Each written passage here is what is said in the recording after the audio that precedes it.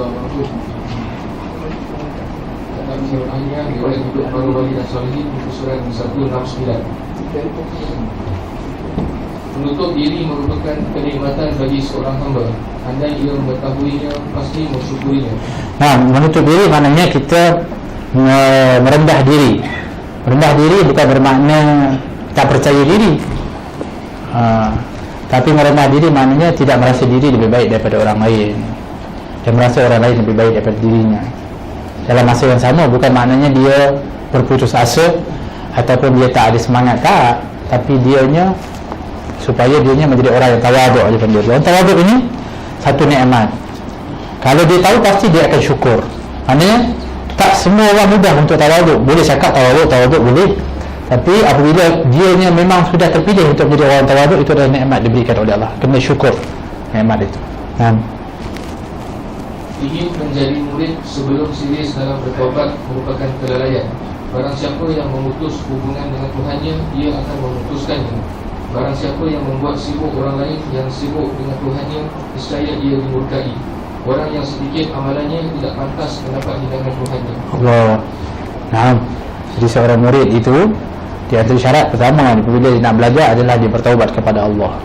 Sebab kalau tidak, maka dia dikira orang-orang yang selalu lalai. Macam mana dia belajar? Murid maknanya orang-orang yang berkehendak. Kehendak apa? Kehendak dia adalah untuk nak dekatkan diri kepada Allah, tapi dia buat dosa, tak bertaubat kepada Allah, maka ilmunya itu akan menambah kelalaian dia.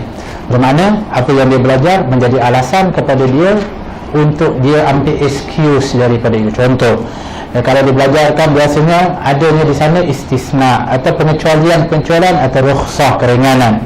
Maka banyaklah dia apabila belajar tadi dengan sebab tak bertaubat, dengan sebab dia tak berhenti dia bermaksiat, yang dia belajar tadi, dia akan ambil peluang-peluang, excuse, rukhsah yang diberikan untuk dia nak elak daripada menganggap dirinya bersalah ataupun, faham tak? Contohnya orang yang dia memang selalu solat lambat, kata dia solat subuh tak solat.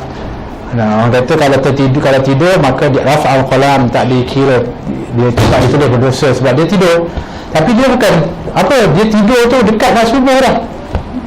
Dia tengok bola habis pukul semalam ada bola. Lagi ada bola lagi. Betul tak?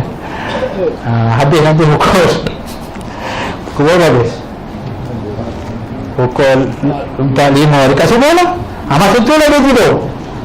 Tak apa, tidur nanti kalau tu dia tak berdosa. Yang ini nampak dia ambil yang tu, dia belajar, dia ambil yang dia ambil.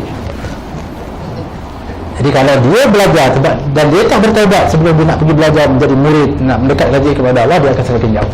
Itu maksud dia. Orang yang keluar kepada halayak ramai guna mengajak mereka sebelum adanya hakikat sifat-sifat berpuji pada dirinya, berarti ia orang yang terkena cubaan. Allah. Kalau dia sendiri belum lagi mempunyai sifat-sifat yang terpuji, akhlak yang mulia, maka dia sebenarnya sedang diuji. Masa diuji ni maknanya dia akan dibebankan dengan satu ujian yang cukup berat. Assalamualaikum. Hati hanya memiliki satu tujuan, maka kemanapun engkau arahkan hatimu, nescaya akan terhalangi dari yang lainnya. Hati ini disebutkan tidak akan dijadikan oleh Allah di dalam hati seorang itu.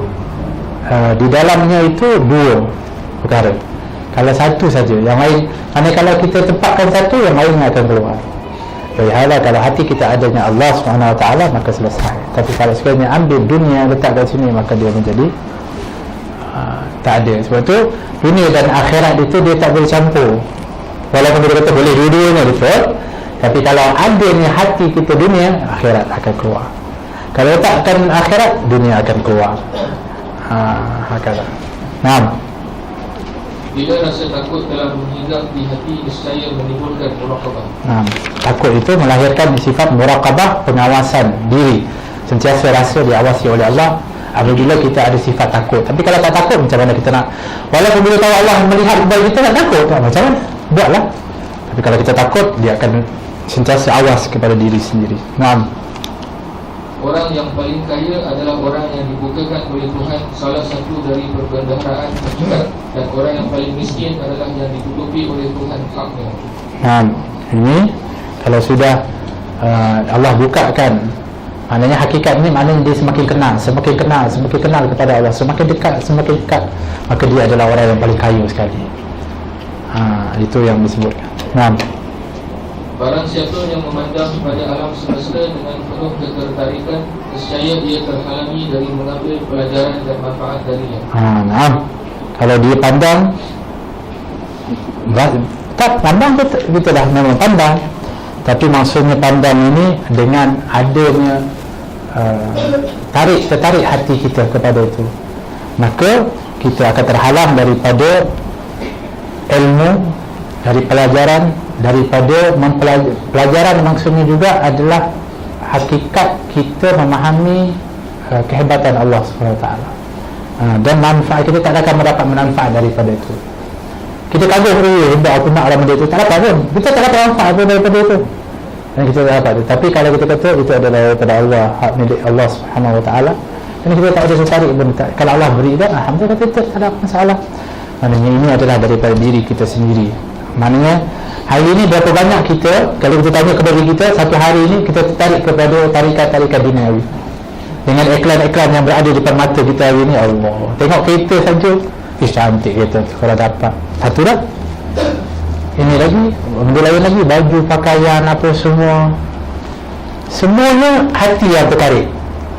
Yang ini yang kata Imam Abu Madian, perkara yang menghalangi seseorang itu, menghalangi daripada mengambil pelajaran dan manfaat daripadanya. Sebetulnya benda itu lebih memberikan manfaat dan pelajaran. Makin kita kagum kepada Allah SWT, merasa kehebatan Allah. Tapi kalau dia menarik kepada hati kita, mana kita nak manfaat untuk kita ni, itu jadi masalah.